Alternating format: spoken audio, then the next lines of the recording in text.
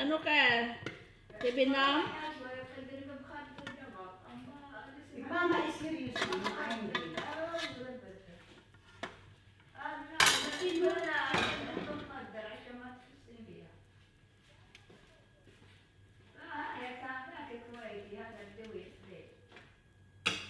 Natatawa ako dito sa kay Mary dun sa taas. Bakit?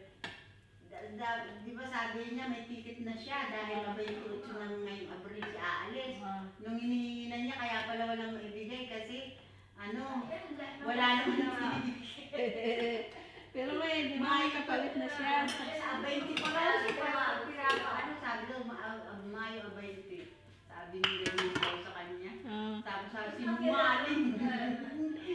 Sabi kasi di ba magano siya nag-travel? Mag-download. Oo, kailangan niya yung passport niya. Hinihingi muna yun para makapag-download siya.